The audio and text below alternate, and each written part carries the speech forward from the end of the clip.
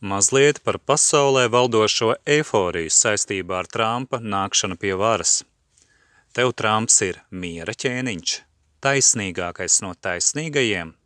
Kāds ir pamats šādā ilūzijā dzīvot?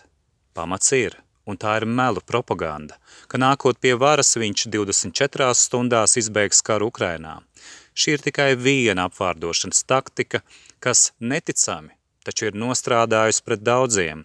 Viņi saprot, ka būs citādi, un tomēr kā dalībnieki momentu loterijā gaida, ka šoreiz būs ilgi gaidītā taisnības un miera laikmeta uzvara. Viņi uzķērās uz skaļiem vārdiem, bet atteicās ieraudzīt Trumpa darbus un ultimātus, kas grauj, nu būs miers ilūziju.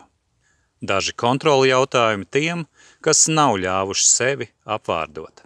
Vai tad, kad pirms 2020. gada Trumps izvirzīja ultimātu NATO blokām pieprasot, lai katra dalībvalsts maksā vismaz 2% no IKP, vai vēl fanātiskākais bruņošanās ultimāts, tas ir stāsts par centieniem rast mieru, vai arī gatavošanās karam un pie reizes ieroču industrijas karteļa interešu lobēšana?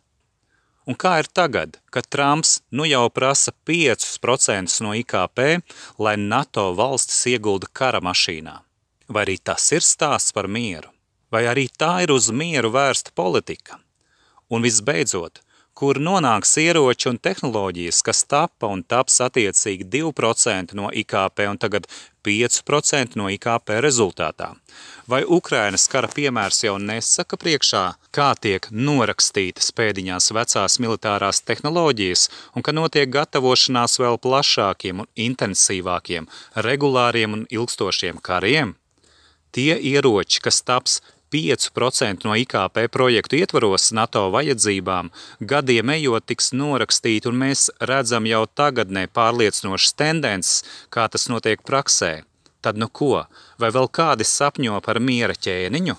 Protams, lai apvārdotie varētu arvien uzturēties savā burbulī, neizbrīnītu, ka tiks paveikti selektīvi taisnīga noregulējuma lokāla mēroga darbi, lai pēc tam, kad manipulācija un imitācija nostrādās, varētu turpināt veco politiku naudas varas projektu interesēs. Es priecātos, ja man nebūtu taisnība, es gribētu dzīvot, pamosties reiz labākā pasaulē, gribētu, lai to piedzīvo ik viens sirdsapziņas cilvēks un mūsu bērni.